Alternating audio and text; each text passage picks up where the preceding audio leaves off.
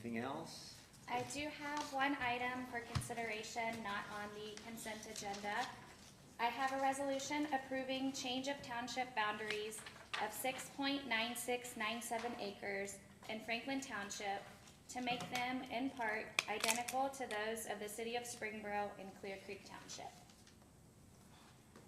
Okay, is there anything else we should know about this? So this was from the the expedited type 1 annexation, filed by the city of Springboro. It's aligning the boundaries with Franklin Township or something? There's some. This is a type 1 annexation out of Franklin Township in the city of Springboro. City of Springboro has a contractual arrangement with Clear Creek Township. That's because Clear Creek provides the fire and EMS service. That all of the annexed territory would conform to both the corporate limits and Clear Creek Township's limits. So we've done one of these previously. This is the second one that we've done. And it's a shall once it's been filed. Okay, so we have to pass it. Correct, because All right. they attached an authenticated copy of their legislation to do this, so you're required to approve that. Yes. So moved. Second? Yes, why don't you call the roll on this? Mr. Grossman? Yes? Mrs. Jones? Yes. Mr. Young? Yes.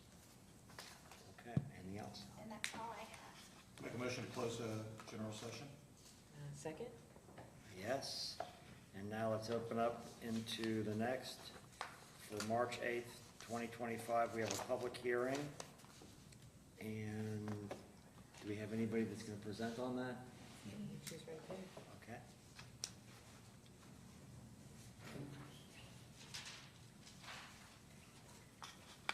Hi, my name is Rebecca Conrad. I'm an associate attorney at Dinsmore and Scholl, and Dinsmore is serving as bond counsel for the Bon Secours Mercy Health transaction that's the subject of the public hearing. As you're aware, Bon Secours Mercy Health is a 501c3 nonprofit health system. They operate numerous facilities throughout the state of Ohio, including facilities here in Warren County. And as part of their regular board-approved plan of finance, they have requested that Allen County act as the conduit issuer for hospital facilities revenue bonds in an amount not to exceed $942 million. The proceeds of those bonds will be allocated to 15 counties across Ohio, including Warren County, and the proceeds will be used by Mercy Health to refund some currently outstanding debt, to reimburse themselves for prior capital expenditures made at these hospital facilities, and fund the cost of other planned capital projects at healthcare facilities throughout Ohio. Of the total amount of the bonds, it's estimated that not more than $130 million will be allocated to facilities here in Warren County. And as a note, these are conduit revenue bonds, so they're not a debt or an obligation of Warren County.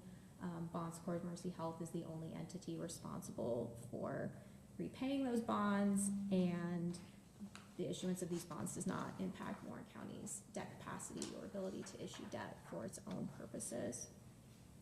In terms of why we have to hold a public hearing, Section 147 of the Internal Revenue Code requires that in order to obtain tax exempt status on qualified 501c3 bonds, we hold public hearings in each county where the proceeds of the bonds are expected to be allocated.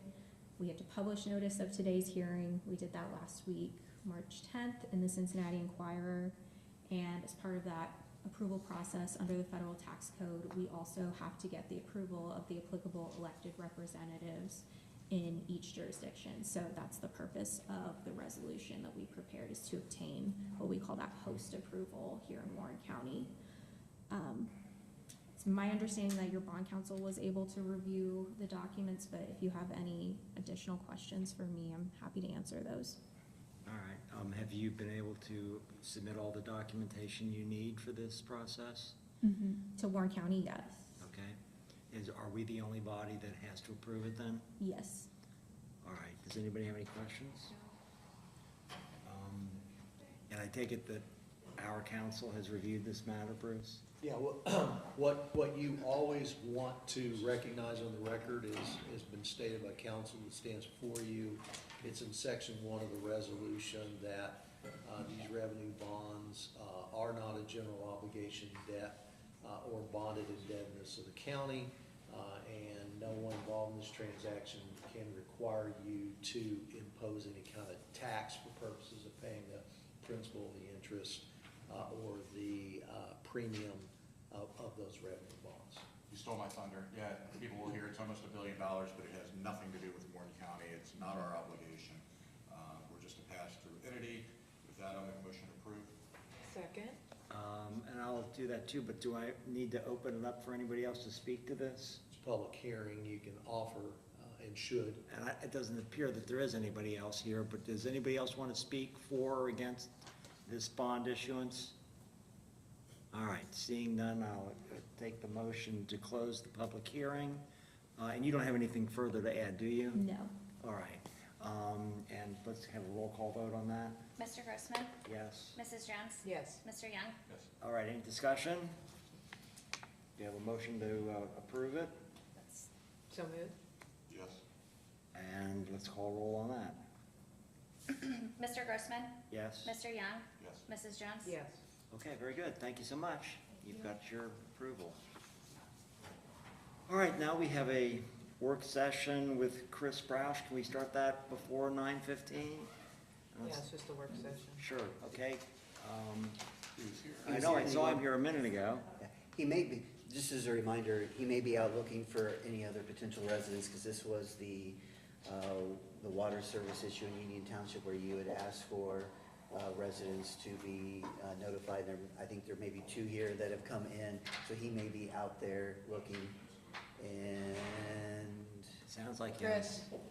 We've started, Chris, you're on.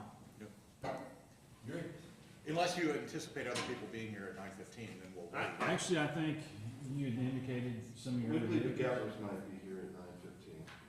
So, yeah, so, we have a couple residents here from Cox. Well, we can start, and then we can, Take if they whoever's come, here. they can fill in. Very good, okay, yeah. So thanks for your time this morning. Periodically, my name's Chris Broush, I'm with the Warren County Water and Sewer Department.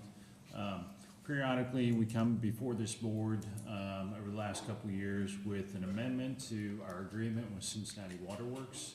And these last couple amendments that we've had, deal with releasing, property, customers, typically in Union Township along Cox-Smith Road to Cincinnati Water Works for sewer, or for water service.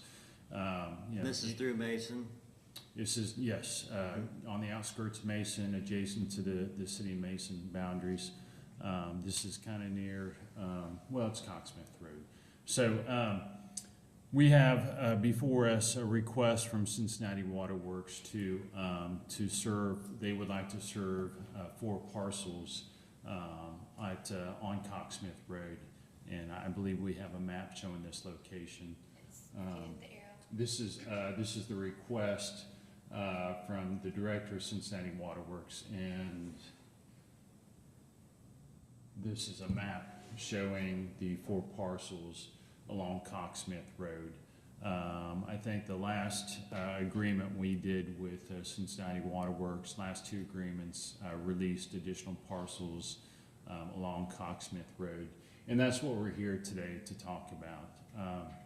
As you recall, as a condition of service to properties, Cincinnati Water Works and City Mason requires that residents sign a pre-annexation agreements before the Cincinnati Water Works serves those properties.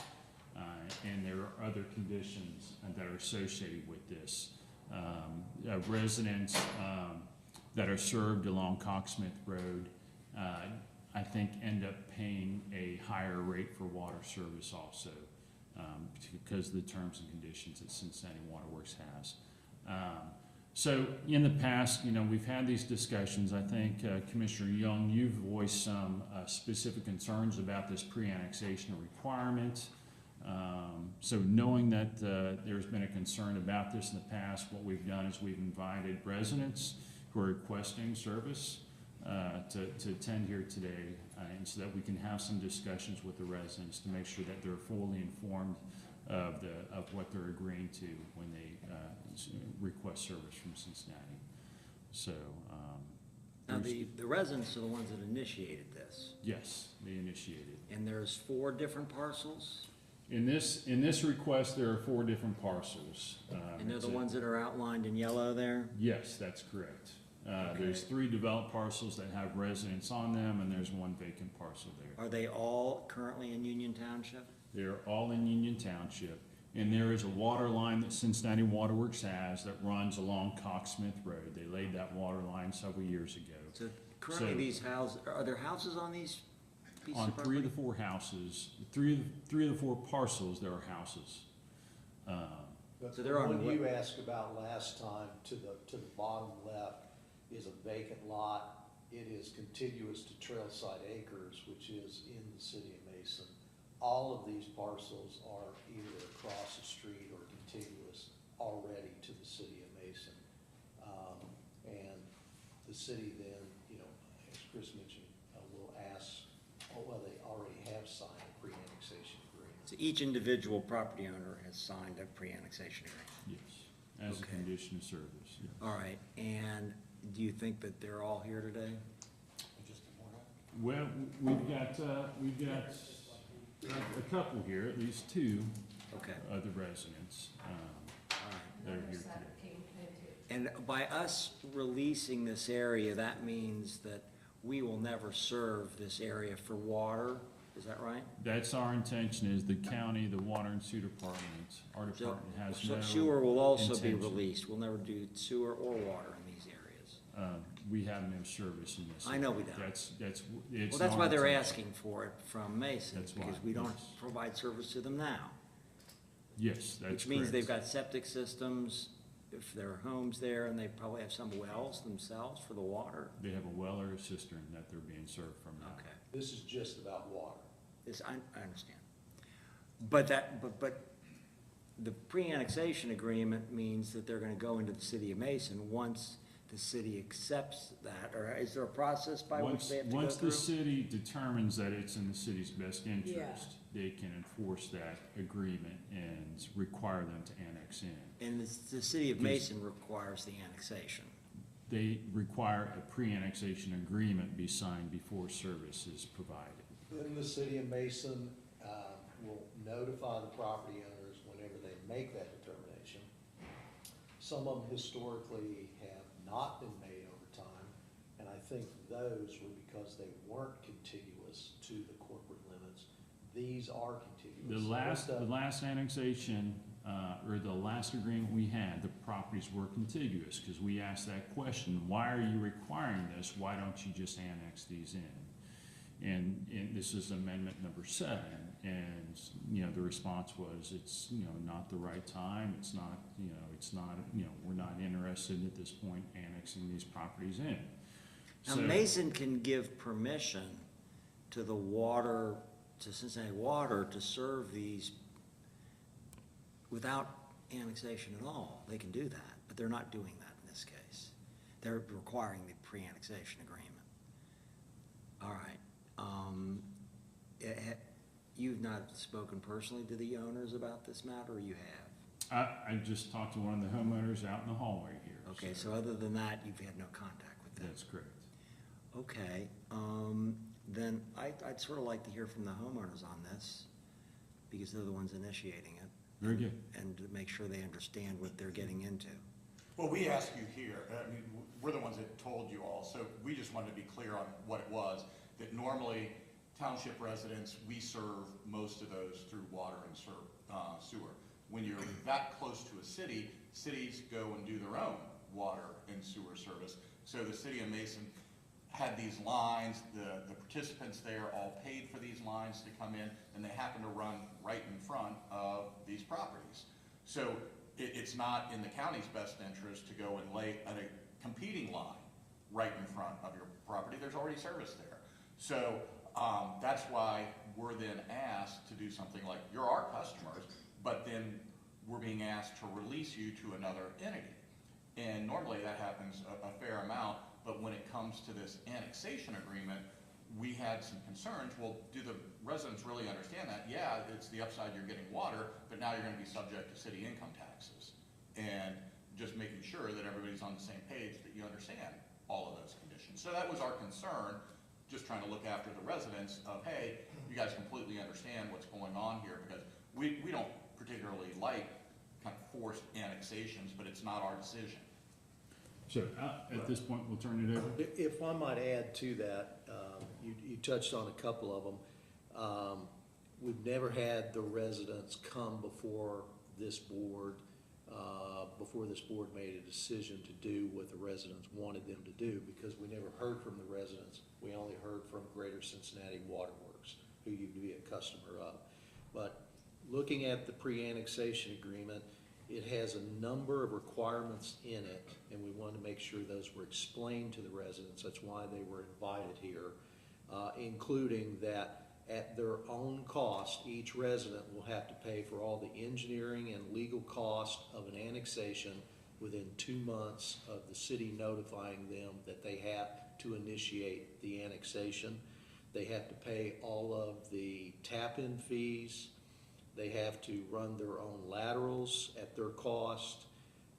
Their homes have to be brought up to the standards of the city ordinances relating to the building code of the city of Mason at your own cost.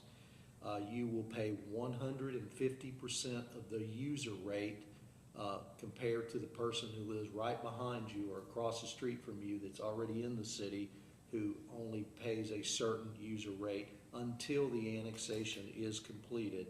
And then, as Commissioner Young mentioned, you will be subject, if you are a wage earner and unless you meet some exemption unrelated to this, the 1.12% City of Mason payroll tax in perpetuity or until you meet some exemption. So, I don't know whether you have any questions about that, but the way in which the taxation works is that Mason has an earnings tax. And if you are within the city of Mason and you pay the earnings tax, but if you are a resident of the city of Mason paying their sewer and water fees or whatever, you don't pay the 0.12%. You only pay the 1%. You get a credit on the other. On the other hand, you will be subject to they have one real estate tax in Mason as well once you annex in. So there is a real estate tax for their fire service and their EMS service. It's less than 5 mils. I don't know what it is in Union Township now, but the townships only make money from real estate taxation. So they typically have more real estate taxes than Mason does. You also get, if you work in a city outside of Mason and you pay their earnings tax, which is what you would be doing, you get a complete credit from Mason for the entire amount of money you pay to another jurisdiction. So there's no double taxation. Do you all understand all that?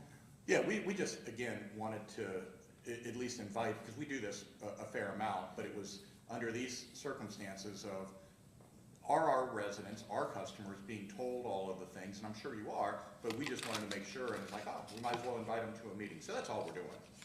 Appreciate that. Come on, sir. If you don't mind coming to the dais and stating your name, your address. My name's Sam Lunnings, my wife Patty Lunning. We're at 4770 Cocksmith. This is the one on the right-hand side there. And so if we are annexed, it's my understanding that we'll not necessarily be annexed. It's a pre-annex agreement. But what you're saying, it might be welcome because our property taxes went up 39% this past billing cycle. So What school system are you in? we are in Kings. Yeah. So All right, well, that's the 70% of your real estate tax is related to the schools typically. And Right, I so the understand mass that. majority is that. The other amounts are relatively small. our property was reevaluated. Yeah, Okay, sure, and so that's why that's it's what- raised, and it's And periodically Kings raised. passed a levy. Right. That's a fact. Yeah, and so the big advantage you get is you're gonna get water. That's why we're here too, yeah. Right, so, and you initiated this. Right. We're just making sure that you understand the consequences of being annexed, because Mason has the ability to allow you to do this without annexation. It's that they choose not to. And so since they have the contract with Cincinnati Water, they can control what Cincinnati Water does. And because it goes through their lines and through their territory, which is why they have the ability to prevent this from Well, happening. So, yeah, we just it wanted to runs hear down from you. our it runs down our Union Township street as well, I mean. Sure. Right? I mean, isn't Coxsmith part of Union Township, and that water line is running through Union Township? Well, there's parts of it that are, yes. Yeah. Well, that's what's confusing to me, how it can run through our township and not be, we can't be subject to that water line going through our township road. It has to do with who paid for it. Right, through The- Cincinnati Waterworks, yeah, I Right, understand. Is- really the city and their users paid for it, and it just was an easement to be laid through the township property, but the township didn't pay for it. Are there sewer lines in front of their property? There are not sewer lines, Okay, well, then you won't have to tap into those. no, we won't. So we're familiar with the whole situation, process. Our neighbors, the Robins there at 4800, have gone through this process, and they have tapped into the line. So we're close to them, so they've set precedent, and we pretty much understand how. Can I ask a question? So what was the process how did this kind of come to be of you all said, hey, we would like to do this? Was it offered to you? And then, Well, we had no water. We had well or cisterns, or we collected, someone collected off the roof. But they ran a water line 75 feet from my front door, and they're curious, why can't we have water, So, they're in business to sell water. We're in need of water, and so, supply and demand meet? exactly. So then, who kind of explained the whole process to you? Greg Robbins basically has provided us with most information. He had hired lawyers years back to get the ball rolling, and so he took it upon himself to get things started. And I don't know if he contacted any of you gentlemen and ladies, but he was a pain. Somebody's, he wanted the water, and he go through the process to get it provided to him. So it wasn't like the city was coming and City knocking did on not your- have a Yeah, contract, it's just no. here, if you want this, then here are the terms. He went after it, and so, yes, he contacted every commissioner or whoever was involved in the process, and I'm sure they're aware of his name. Okay, so you understand all of the Right, prosecutor we laid understand out. what's going on You with it. understand all that Right, stuff. Yeah, yeah. Yeah, like I said, we normally don't talk to the residents during these, but it just happened again, and it was like, okay, we'd like to just invite you, and Sure. hey, you guys, when there's full disclosure, you Appreciate understand that. completely what you're getting. Thank you. Yeah. Well, I live in Mason. David used to live in Mason. So I know what it's like living in Mason. I think it's a wonderful city. That's it.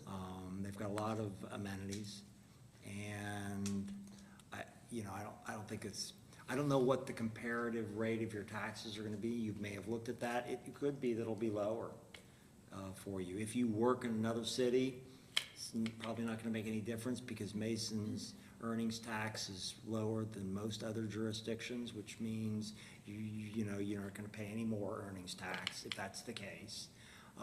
And you may pay lower real estate taxes, because there's only one real estate tax in Mason, and it's less than 4 mills. And most other townships have more real estate taxes and a higher millage, because they get all their money from real estate tax. I don't know what it is in Union Township, so maybe it's not. But And We they may examined not- that a little bit, yeah, They may not annex. I mean, Yeah, they they- may we may never never annex. annex. which means your rates are gonna stay higher. You understand that? right, Yeah, but you're gonna get water. right. Okay, does anybody else have anything to add to this? No, I pretty much did the same thing, Sam. We live across the We street. live Okay, across the can you street. state your name? I'm sorry, Don Gepper. I'm at 4735, and it's my Okay. wife Jennifer. Don Gepper, okay, great. I had a Don Gepper that grew up next to. That was my dad. In Wyoming Meadows, is that Yeah. right?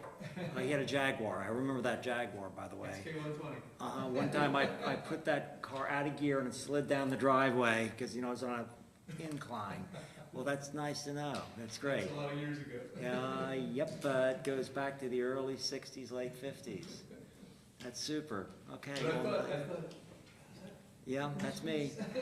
I fell off the back of a trailer back there with my football helmet on, and I hit my head, so I don't, but I do remember some things. Yeah, There's that's- like 5,000 things I could say, you just teed it up for me. I'm not gonna say it. You know what? Well, I always like to help you, Dave. Well, that's nice to see you. Great.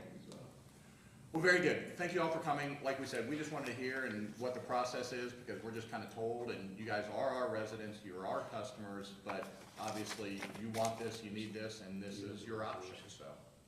Fair enough. Thank you for coming. thank you for that. Chris, do you have the resolution? No, I do not. Do we need to vote to pass it? Yes. Okay, do I have a motion to pass the resolution accepting this? What is Except it? for What's the that? amendment. Resolution releasing the territory for these. Is there an folks. agreement?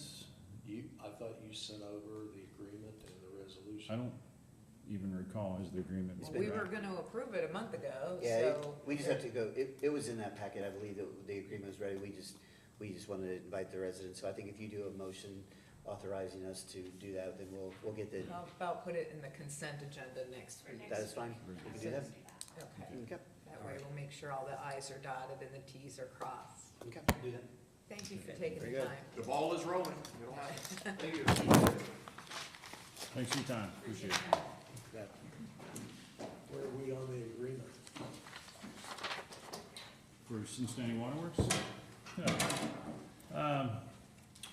They're supposed to be drafting an agreement, and hopefully we'll have a draft, because our agreement with Cincinnati Waterworks expires at the end of this year, and we've been back and forth with Cincinnati Waterworks on this. And we provided them with a draft agreement that we drafted up a year and a half ago. And mainly down around the Fields Erdel area? No, this deals with a lot of different things. There's one master agreement we have. It deals with wholesale water that we purchase. It deals with the retail area that these residents have releasing. So it's a comprehensive agreement. So that agreement that we have now expires. But that's where we were paying a substantially higher rate. We Yes. were also being Yes. upcharged. Yes, so we anticipate receiving a draft agreement from them in about a month, and within the next month. And then, so we'll be talking with the prosecutor on this, and we will be having discussions with the board on the future agreement. That's one of the things we've been trying to do over the last decade was being autonomous and then setting it up to where we don't have to depend on them. Yeah, right now, we have shook contractors who are making improvements to the water treatment plant. Those improvements are scheduled to be completed at the end of this year. And, we're expanding our well field to include the new Middletown Junction wells. And then, with the intention of taking back the social area. So, that's going well. We're a little bit behind schedule. Because there's some, I don't know, supply chain issues with, we have to buy American-made products because some of this funding is being done through some grants. So the valves that we have to have need to be American-made. So some of that supply is a little backed up. But we're hoping to get this all completed by the end of this year and then be back, having that area served by us. And significantly reducing or eliminating the need to buy Cincinnati water. But we still need an agreement moving forward in the future. Yeah, we should probably have a separate work session just on that topic, because that's a big one. Yeah, it is, yeah, so. Just give us a Thank you. status on We'll that. get the contract in, we'll have discussions with the assistant prosecutor, and then we'll come to you with some recommendations. Fair enough. Good, Thank you all. thanks. And Don, good to see you again. I remember you were younger than I was, but I remember having a toasted tuna fish sandwich with your mother used to make. Man, Do you happen to have a business card? We'll give sometime, or? no, but you can just call up and get all the information here. Pretty fun, right? Super, I'd love to see you again, because I remember you. Take care. Thank you, appreciate your time. Okay, Suzanne?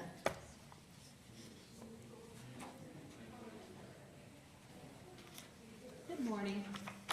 I'm here today to receive the Commissioner's recommendations on which CDBG projects to fund this year. As of this morning, I don't know our allocation yet. It hasn't been released from the U.S. Department of HUD. I'll review the applicants with you. The following applications are for public service projects. Family Promise of Warren County, Safe on Main, Upwards Care, and Warren County Child Advocacy Center. And these following projects are requesting funds for construction projects. The Village of Butlerville for a playground project, City of Franklin for street improvements, Franklin Township for a road project, Village of Harveysburg for the water tower demolition, Village of Pleasant Plain for the playground resurfacing, South Lebanon for Hobart Street paving project, Harveysburg Historical Society for upgrades to their community center, and the Village of Morrow for cemetery entrance restoration.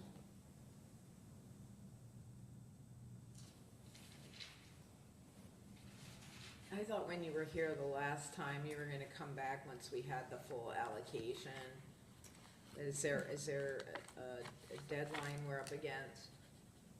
There is a deadline in that we have to have the funds used by a certain date. If we can make decisions early, we can get started with the environmental review so that we are on track. Well- Typically, each year, we do make decisions before the allocation is announced. Okay. But so is the allocation something that we typically get what we were told we're gonna be allocated? It's usually close to our guess. But if it changes and we allocate specific amounts, you're gonna have to come back and we're gonna have to modify this. We would have to modify. The reason I'm coming before you, though, is if we don't have an idea of what we're doing, we can't do the environmental reviews, and it really puts our office in a tricky situation to Is the spend environmental funds. reviews and the construction projects, is that what that's for? Yes. And who pays for that? The environmental reviews, Mhm. we do those in-house.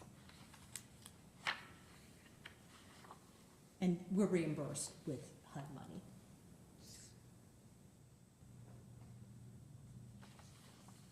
Okay. All right, what's your pleasure, guys? The total amount that's requested is, what is that? I know that I asked you One this point last four time. million. Yeah. And we can, how much can we allocate? For the public service projects, we need to stay under 105,000. And then we subtract that amount from 725,000 for the rest of the projects. But we could choose to put everything into the construction projects. We They could. just allow us to do a percentage of it for the, public service projects. That's correct. We can spend up to 105,000. So I think we should probably start then with the construction projects, knowing we can spend up to 105 if we want to. You mean the public service projects to spend up to 105? Mm-hmm. Well, I think all four of those are very worthy.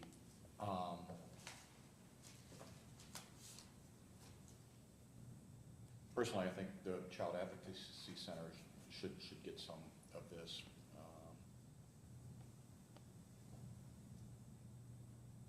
For this year with all the changes they're going through.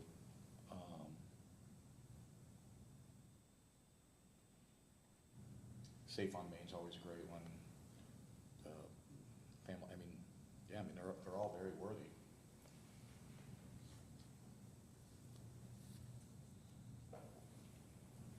Does, on the construction projects, Suzanne, on, the Village of Pleasant Plain, is there no match? And the same is true with Franklin Township, is there no match that they're anticipating in the Village of Butlerville?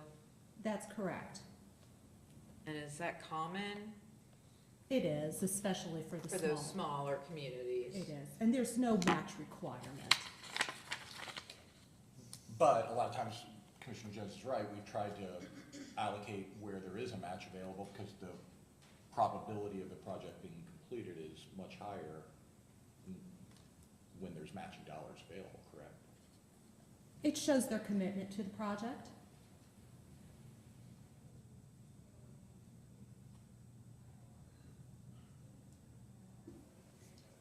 The Upwards Care Boost Program, we've not given to them before? That's correct. This is the first year they've sent in an application. And what do they do?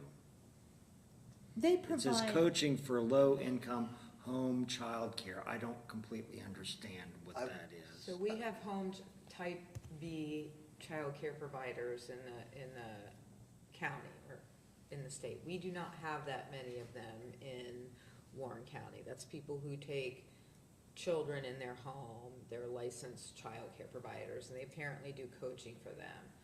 My concern, it's not a concern about this organization, it is that there is an existing public-private partnership that exists in the state, and in this area that is 4C for children, that also does this type of coaching already.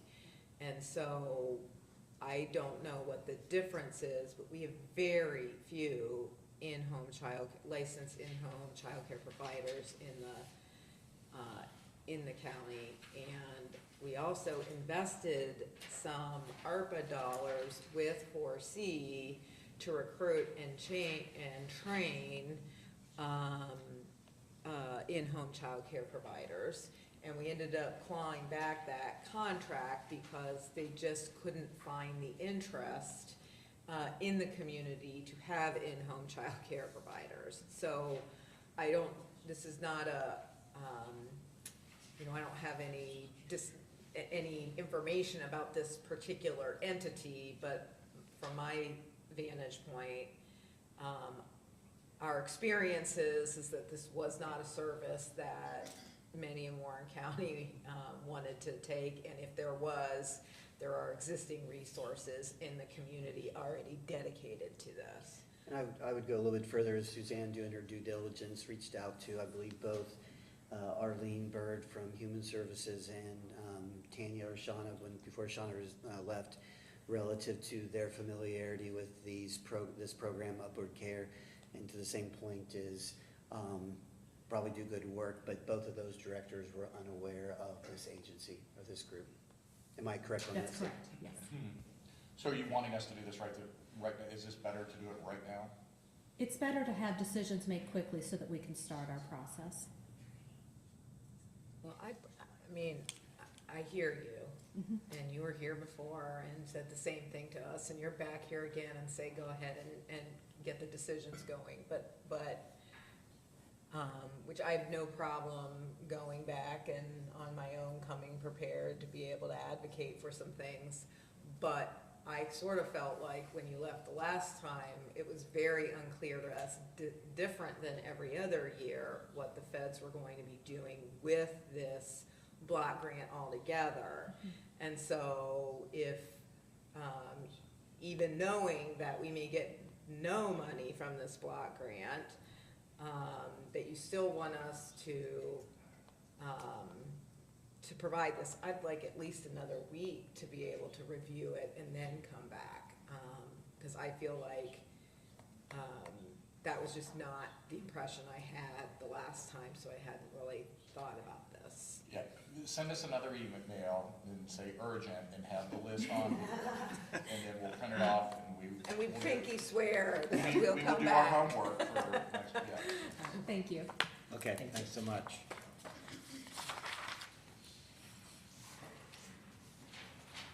All right, now we have a Ohio Land. Constituent wanted to Yep. speak to us. Oh, okay. Did somebody else want to speak? No, about that's. Yeah, I think, Nick. the Nick Bundren, if I pronounce it correct, I think Crystal had put him on for 9:45, and I did also text Molly Conley that if she could come over early, that we were running a little bit ahead of schedule, so.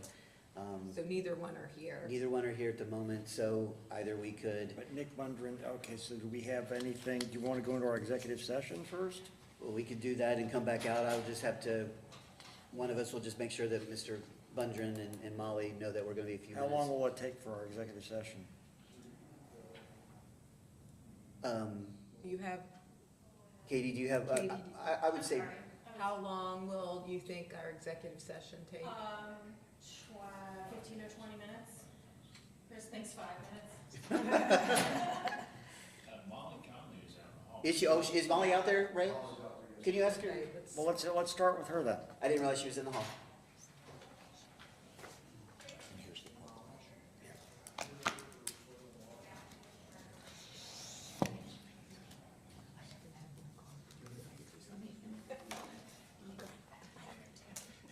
You got me concerned over here. I feel this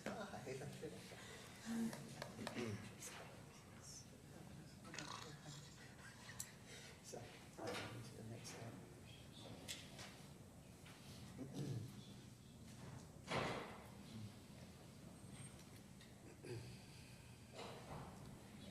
Well, I thought Are you. y'all here with soil and water conservation?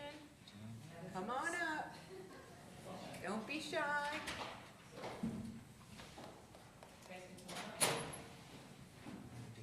Because it's National Agriculture Week. Well, thanks for having us today. My name's Molly Conley, Director of Warren County Soil and Water Conservation District.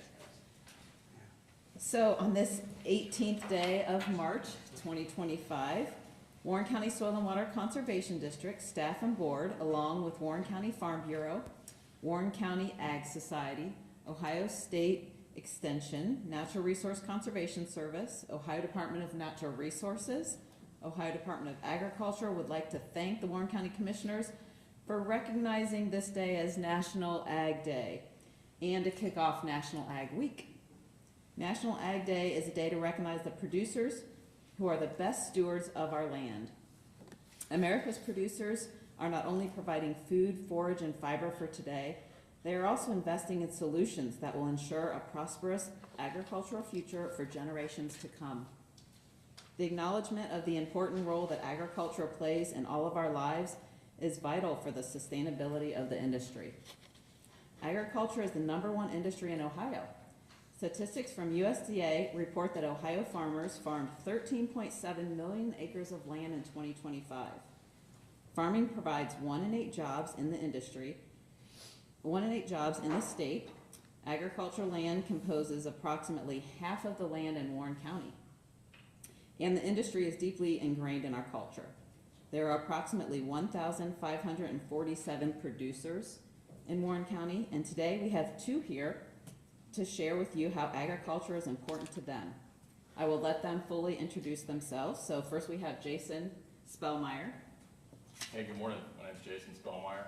I farm about 1,500 acres Would you with my mind dad. coming over to the Sure. mic so Yeah. the people watching you can Sure. hear? Good morning. Thank you. Name's Jason Spellmeyer. I farm about 1,500 acres in Turtle Creek Township with my dad. We raise corn, soybeans, wheat, hay, cattle. We sell our crops from all over the world globally, as far away as South Korea, Japan, in the case of some of our soybeans, to as close as a lot of our corn goes to bourbon distilleries in Kentucky. My grandpa bought the farm in 1936, raised 10 kids with my grandma there. My dad and his brother took over the farm in their 20s, pioneered a lot of conservation efforts in this area. And there's a long tradition of farm kids swearing they'll never be farmers, right up to the point where they realize that's exactly what they are. In my case, I got about as far away as I could. Went to Dartmouth on an academic scholarship.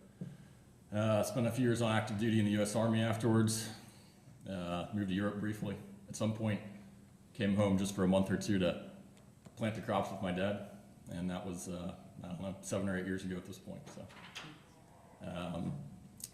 farming is not without its challenges, especially in a county like this where it's not much of a priority anymore. You know, taxes go up, inputs go up, commodity prices don't quite seem to do the same. But, and, you know, I was gone for 10 years. I came back, seems like traffic was exponentially worse. Moving heavy equipment around anymore is almost impossible. So I guess what kept me here, or what brought me here, is twofold. The first is the work. To be able to do meaningful work, solve difficult problems, with people you care about is what I realize gives me satisfaction. I like being worn out at the end of the day, feeling like I earned my rest. Tried working in front of a computer under fluorescent lights, wasn't for me. And I think the second thing is realizing the role that farms can and should have in a healthy community. From, of course, providing quality food to wildlife habitat, safeguarding our natural resources, to providing green space for the benefit of the community. I think, if you're gonna advertise the county's rural character, it helps to have some farms around. And lastly, I'd just like to recognize Molly's leadership at Warren County Soil and Water. Under her guidance, the folks in the office are doing some really great things. So if you're not familiar with their work, I'd encourage you to check out the website, come to some of our events. We are. We're pretty. We love her. Yeah. You're right, she's fabulous. That's all I got, thanks. No, I got a couple, is Tom your dad? Tom was my uncle. He passed away in 2013. Okay. Yeah, And thank you for your service, and appreciate it. Dartmouth is impressive. What do you, we always talk about the number one industry is tourism in the county, and number two is agriculture. Yeah. When you said it's not much of a priority anymore, from our standpoint, what we've tried to do for the areas that we control zoning is lessen density. We're trying to lessen the impact of more and more residents coming in all the time. But I don't think that there's anything that, because again, you can ask Molly, I think we've been very supportive of the work that Soil and Water has done. Absolutely, yeah. Over the years. Is there something that you would encourage us to do more of? No, I'd love to talk to you offline about it a little bit more, but no, I would certainly appreciate all the support you guys have given. I think from the perspective of somebody who grew up here in an agricultural area, to kind of fast forward to now, it's hard to ignore a lot of the obvious changes, many of them good. I think, I don't know if the sign still says America or Ohio's biggest playground on the signs, but just, there's still some of us doing real work here in the county, so we appreciate that recognition. Yeah, no, and a lot of it is that farmers over time have big tracts of land and decide to cash out. That's the free market's doing that. Yep, won't argue with you there, but love to talk more offline about it sometime. All right, Yep. thank you again. Sure, thank you, Thank you for your service. appreciate it. Dave? Hi, my name is Dave Volkman. I'm a very different kind of farmer than Jason is, because I'm not near that kind of volume. But my wife and I live down in Hamilton Township, just south of Mainville. We've been there for 34 years. Prior to that, I also, like Jason, there's something about military coming back and doing stuff. I grew up just outside the county of Loveland.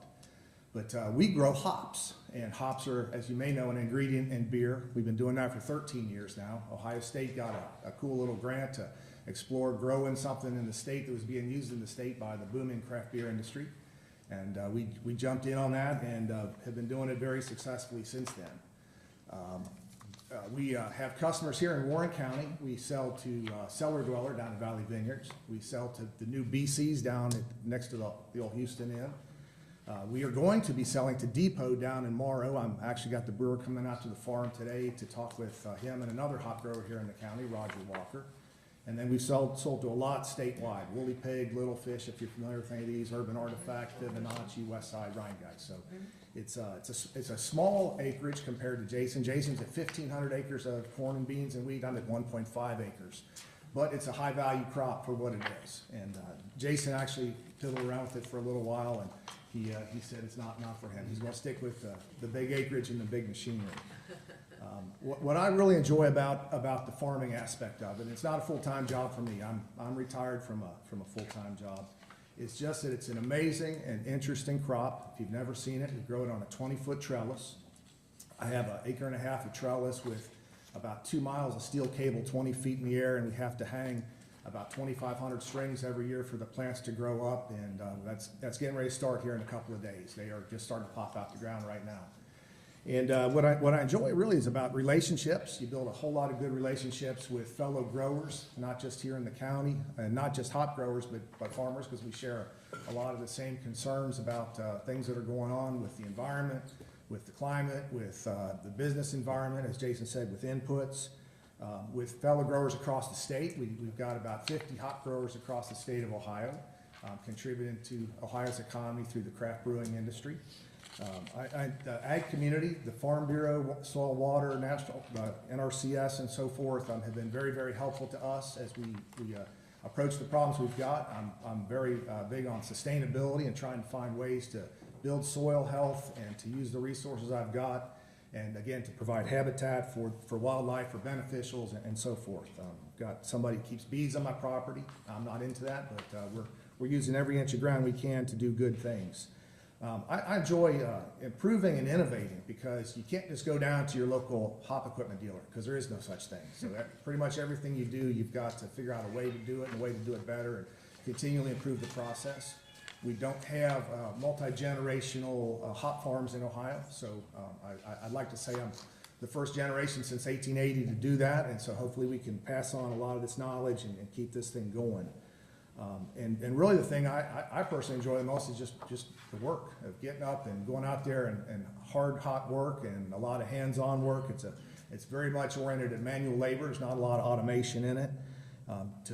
To build soil health, to build this crop up, and really the best part for me is the hot harvest, the hard work of harvest, and just as good as that is enjoying an ice cold beer made with my hops afterwards.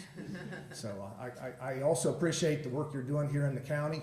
The county has changed a lot since I've been here and since I've grown up here. But as we become more suburban and more commercial and less rural, I appreciate you just doing what you can to keep it that way, to provide that nice balance of what we've got here in the county. So that's all I've got. Thank you. That's cool. Thank you, Dave and Jason, for those testimonies. And then I'll invite our ag team up here. Cindy Meyer here, Conservation Program Specialist, and we also have Tanner Schenkel and Seth Byerly here from our office. These three comprise our ag team. We have various teams in the office, and they're the ones that mostly interact with our agricultural producers. So Warren County Soil and Water works hard to honor the agricultural legacy within the county and assist agricultural producers with technical knowledge, partner agency resources, and funding opportunities to allow the agricultural industry to thrive. We are thankful to the Warren County Commissioners for their continued support of this work and of the agricultural community in Warren County. As a token of our appreciation for your support, we have a small honey bear for each of you from Beeville Apiaries and Honey. It's a Warren County bee farm. So thank you all very much. So Warren County bees are the best bees? They're the best bees. They're the only bees. You know, They're the greatest bees. They'll help your allergies. I buy honey from Jonathan Sams. Yeah? You know, and he's got beehives and. I wish I was brave enough. Well, I grew up on a farm and we had bees as well, and chickens and mostly horses. Yeah. But, so I was an agricultural person, and I still own one horse Great. farm. Great. So in any event, well, thank you so much. Yes, So, thank you. is there anything else that anybody else for you would like to say? And thanks for the honey, by the way. Yeah, absolutely. Enjoy. Well, we've got a proclamation that recognizes March 18th through March 24th as National Agricultural Week. And it is so small, I can't even read it. I don't have my glasses, and probably it's not necessary, but we're gonna give you this proclamation. Sounds great. You wanna And do a would you like- picture? That's what I'm Sure, gonna let's- ask. Would you let's like us get to a picture. get up here with all of you, and I'm gonna give you the proclamation?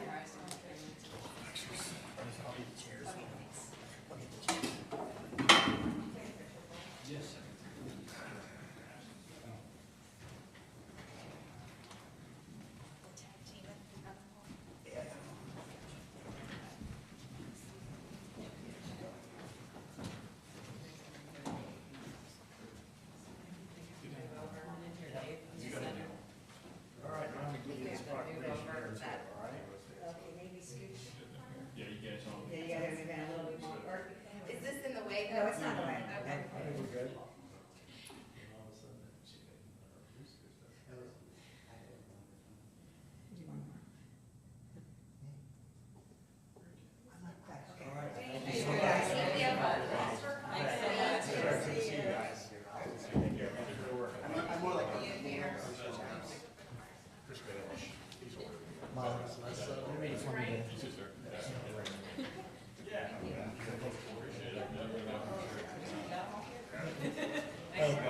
She's always got to react there.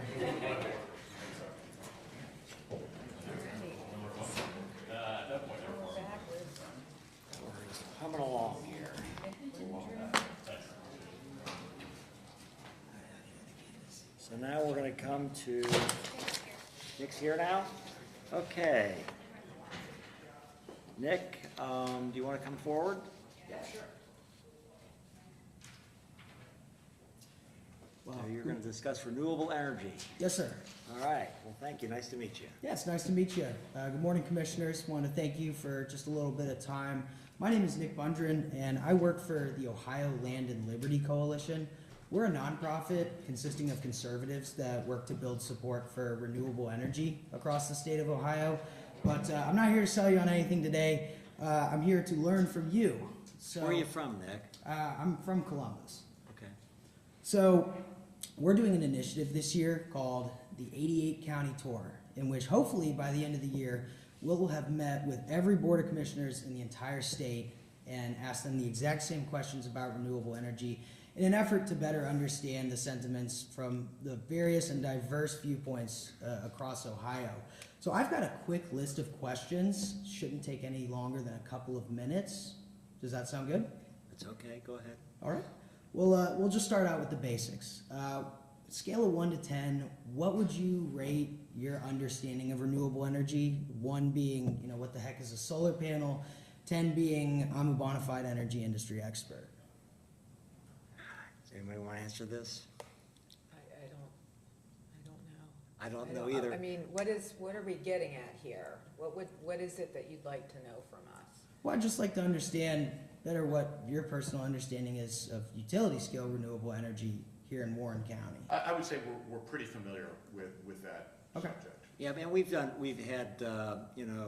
we approved solar panel arrays in various parts of the county. We've had zoning for that. Obviously, that's something that you just mentioned. I don't think we have any wind farms or anything like that in the county. Although we studied it. Yeah, and I used to be the attorney for Duke, so I'm very familiar with coal-generated fire plants. I also represented them during the Zimmer Nuclear Power Station days when they almost completed that. All right, well, That's a completely different issue than It's what good you're I'm talking to doing. the experts. Yeah, well, I know something about that. Okay. Moving on to my next question, which I think you've actually hinted on, was has your community encountered large-scale solar projects? And if so, what was the initial reactions from constituents regarding those projects? Well, I think the constituents, of course, are concerned about the site of them, what they do to their thing, and so we have zoning relating to how they're to be set up, how far away from neighboring property owners, et cetera. So I think that, I don't think there, we haven't had any major concern being expressed, except that they don't want it to have Yeah, adverse one or two impact. projects and not any real public outrage over them, but concern on our part of screening and things like that. Okay, yeah, so those are pretty basic concerns. Those are things that we hear all over the state. However, sometimes in some areas, it really does become like Hatfields and McCoys. It becomes a total focal point in the community. So if you had to guess for a utility scale project, so over 50 megawatts, it's going through the state siting board, what type of reaction would it be? Do you think it would initially be positive, neutral, or negative? Well, I would say that probably it goes with any type of community that when you have a developed, wealthier community, they're not the ones in need of large-scale projects. If you put that in a certain rural county where there is no industry, they would be doing backflips because they love the jobs and the economic opportunity. You try to put a large power plant in the middle of a developed, wealthy community, you're gonna have opposition. Yeah, that makes total sense. So, moving on to a different type of question, how important do you think party politics, how important of a role do you think party politics plays in terms of some of the statewide larger opposition that we've been seeing to renewable energy? I've asked folks from all over the state this exact question. I always get different results. Some people say it's a party line thing, conservative versus Democrat. Other people say party politics has nothing to do with it at all. Well, I've not noticed that here in our county. I think that the only concern that I see in terms of party politics is the question of whether or not these type of renewable energy sources can be ever a substantial part of our energy source and could somehow get rid of coal-fired plants or nuclear plants or other more conventional methods of providing power. And right now, I don't see that you're gonna get a significant amount of power from these renewable energy sources in Ohio. Yeah, and I would agree. Our organization supports all of the above. So if it's putting electrons on the grid, we'll support it. What we like to tell folks is that, as coal capacity goes down and our demand keeps shooting up, there has to be something in between the large proliferation of coal, but also the large proliferation of nuclear. There has to be some sort of bridge in between that time. Small nuclear package plants, that is the future. That's what we believe as well. And That's interesting. Yeah, I'm 100% sold on that. I wish we could have seen it yesterday, but unfortunately, with the permitting as well as the FERC regulations and the NERC regulations, it's going to take some time. And so that's why we support renewable energy like solar and wind, is because it may not be powering the entire country or even the entire state in the future, but it at least provides power, and so that helps alleviate some of the grid strains. But moving on into my next question, brownfields. We've heard so many things about brownfield development, whether it's landfills, whether it's old coal strip mine land. We've heard a lot of things about how that can be used for solar projects. And I was wondering, one, do y'all have a lot of brownfields in this county? No, not really germane to us. Mhm. Well, I was going to ask if what your thoughts were on developing brownfields, but as you said. Then just one more question. This is the one that always starts the most fistfights in the meeting rooms, so just be prepared. I like to eat good food spots everywhere that I go, and we travel a lot, and I'm getting tired of Burger King. So I was wondering what your recommendations were on local food spots. Skyline. Well, it depends on whether you want to have a sit-down restaurant or what you want, but of course, here in Lebanon, people are very proud of the Golden Lamb. The Golden Lamb? Okay. So recommend that to you. And of course, we've got a lot of good restaurants in the county. So down in my territory, in Dave's territory, in Deerfield Township and Mason, the Deerfield Town Center has got a lot of very nice restaurants. I like a restaurant called Firebird. So, there's a lot of nice restaurants around. All right, I think that gives me a good list to go off. Well, Commissioners, I just wanted to thank you for taking a little bit of time out of your busy day. I've got some cards here. If you guys ever have any questions, or if you want to just call and yell at me, that's okay. We'd love to be a resource for y'all. Thank you. Thank you. All right, well, thank you. I think that's Well, nice to meet you. Thanks Good for luck. coming. Thank you. Take care. Okay, I think our next is an executive session. Do we have a motion to go into executive session? I move that we go into executive session for conference with our attorney for the public body concerning disputes involving the public body that are the subject of pending or imminent court action pursuant to 121.22G3. And before I second that, we want to make sure that anyone else want to address the board? Seeing none, I will second that. Okay, want to call the roll? Mr. Grossman? Yes. Mr. Young? Yes. Mrs. Jones? Yes. Okay. Thank you, Ray. Since we got accused of not letting